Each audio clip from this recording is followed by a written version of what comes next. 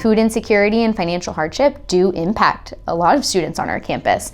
For food insecurity specifically, University Health Services conducts a survey every 2 years. It's the National College Health Assessment, and in it they do ask questions about food insecurity.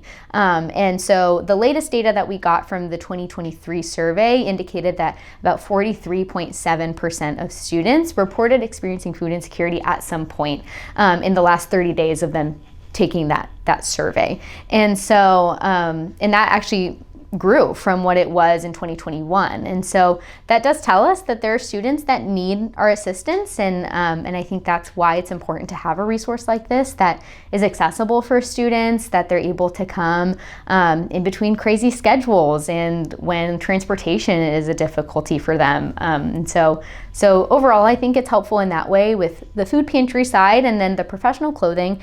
Professional clothing is expensive and can be hard to access for folks. And sometimes that is one of the things that you need to get your foot in the door for certain careers or jobs. And so we want to help our students be able to break down that barrier so that they can stop worrying about the professional clothing and just worry about being a really good candidate for whatever they're applying for or doing. And so I think this is just important in that way, that it helps meet basic needs and also prepare students for what's coming next.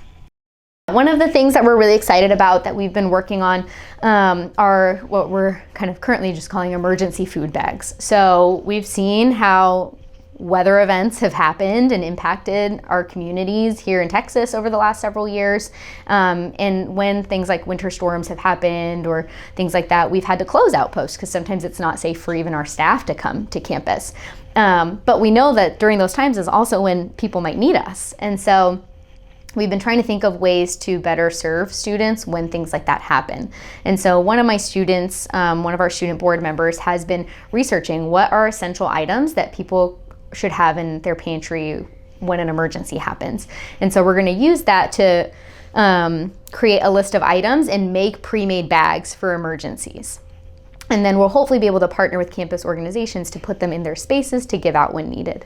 One of our first campus partners that we have been chatting about it with are our friends in CMHC and like Longhorn Wellness and UHS. They often see students that maybe are just themselves going through a hard time and maybe do need an emergency bag. So while not related to like a weather emergency, it's still an emergency nonetheless.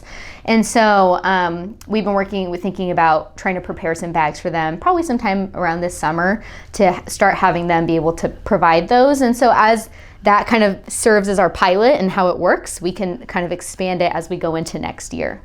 We work with our friends in University Housing and Dining with UT Farm Stand. So they have the campus gardens and then the market that they host every couple weeks.